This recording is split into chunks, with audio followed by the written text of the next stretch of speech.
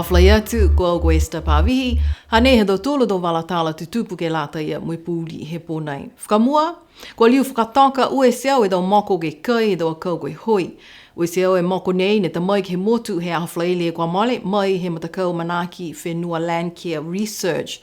Ko mahina November he tau e kua male ne ta mai whakamua ai ue seau e do moko nei, ko alongana foki ke he do mga hala nā e do manatu nā kai fia he whalu tangata he motu, hako nā kai whai whakatūtalaanga, to ta mai me whakataka e do moko nei ke he motu. Koe fufuta whakamua he tau moko nei ne whakataka e he tau kua mole ke he matakawi nā ko whunakula i alofi. Nā kai mai ke he whahinga hua takataka i motu ke whakamoli e tuanga he tau moko nei, kai pehe ofisa ngā hua ko haget tonga tole, ko whita he kisia e whalu he tau akau koe hoi, kua kai moe malana ha koe tau moko nei. Koe moko nei koe air potato leaf beetle, kua lewa e tau se tau kumkumianga ke he aonga he moko ke uta kehe akau koe hoi, tau kumkumianga ne tau se ai ke motu nā ko Amerika. Koe tau ua whi hongo flumaua ne ka mata whakatoka e tau moko nei ke he tau mtakawi ko Florida, moe whalu mtakawi foki ke he motu nā ko Amerika. Tō liu ni e BCA News ke whakailoa ke tau walatale mua hanga au ke he moko nei kua tamai moe whakatoka e ke he motu. Pehe mai e tahata ki taki he matakau Niue tolo maki au loa, kua malikisi hake e numela he tau whanau he motu ne maua ke ngā ngāo autism. Kai kisia foke lau tolu nā kai toka longa lau tolu tau whanau nei, ne matu taki ke he matakau, ke maike ke maua e tau lango matai kua lata.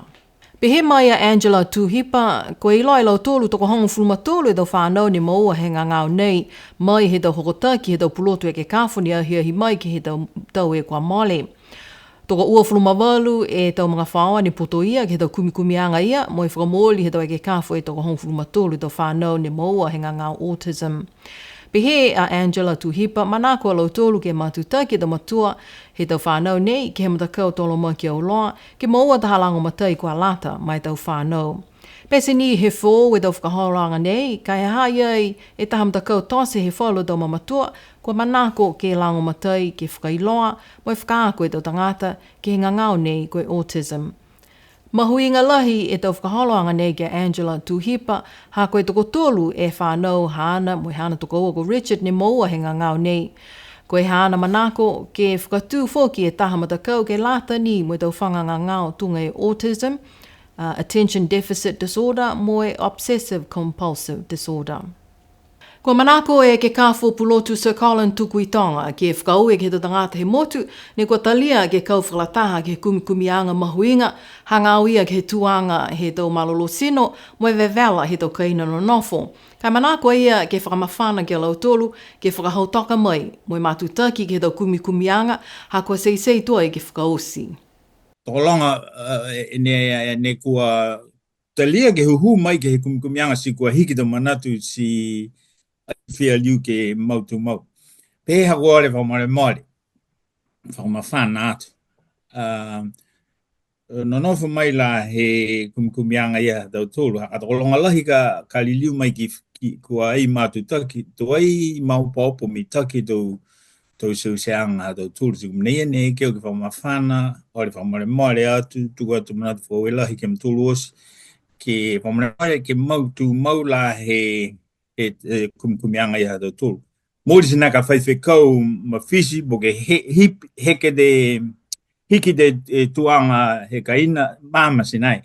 Ka maika mai ke mautu mau he kumikumianga whawelahi, ore atu hia e mga honei. Ko Niue ni e motu he Pasifika kua puto ia ke he tau kumikumianga nei, koe tau kumikumianga nei ne takitaki ai he aonga pulotu University of Auckland. A manaki ai ke whakaosi e tau kumikumianga nei ke he matahiku he tau nei, moe tō whuaki e tau wali ke he tau kainausi he motu. Koe whahita pue kua mole ne liliu mai e tau e ke kāwho manu koe tau rock vets, tō hewa lau tolu he katoa.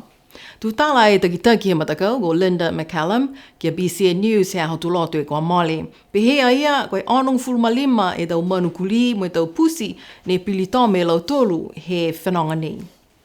Kua whakau e atu whoke lau tolu ke tau tangata he motu he makau ke oangi ke taangi tau manu ke pilitome. Taha e manukuli ne utakehe taha e hui, mo e pia foke taha manupusi ne ihi me utakehe ai taha e pūmata. Mai longa foke e lau tolu, nā kai ke lea lahi e tau numela he tau manukuli i vale he tau maanga he mga aho nei, ke whakatai atu ke he tau tau e kua mole.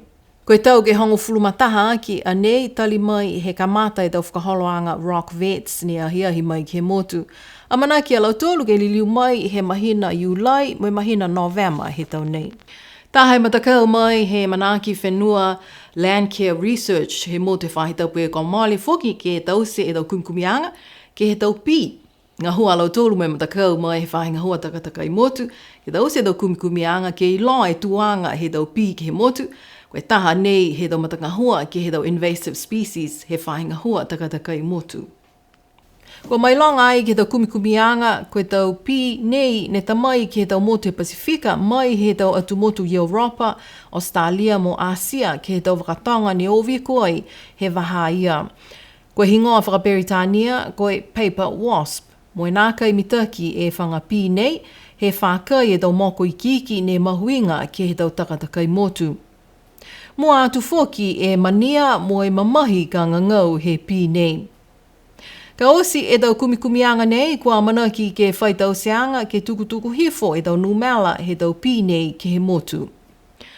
Kua manako e takitaki he matakau Telecom Niue wa Unrock Tandon ke e whakaoho e tau tangata he motu, ke e whakaonga e tau tekenolo fōu, ke e whakatau e tau data, po ke whakatau e tau token ke lata mo e tau hila e tau kaina.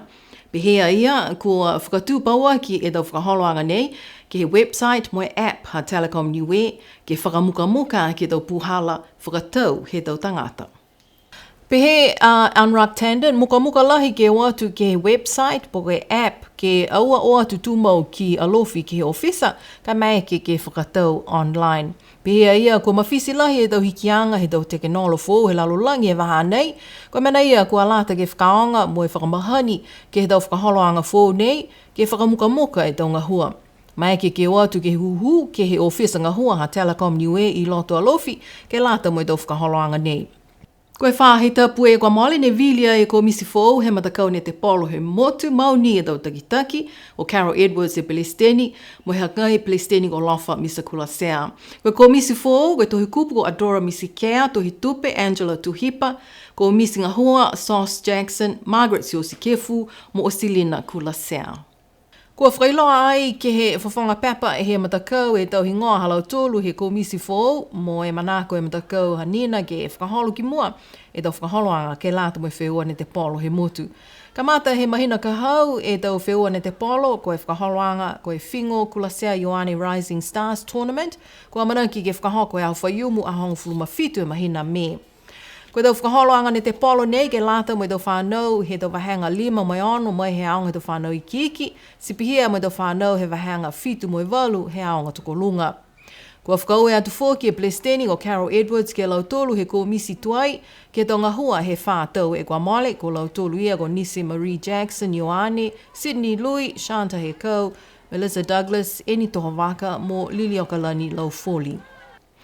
Ke whakausia ke tau walatala he pūli he pōnei, koe tau whakaholoanga, longa tau whakaholoanga, ne whakatonga ke lata e me mahina nei a pelila, kua mana ke tau aho whakataata, ke kamata ke he maanga ko hikutawa ke he aho whaiumu e whahitapu nei, o atu ke wheleweia mo e whiawhia olo a me tau mga whaua me tau kapisinga ki hikutawa ke he aho whaiumu.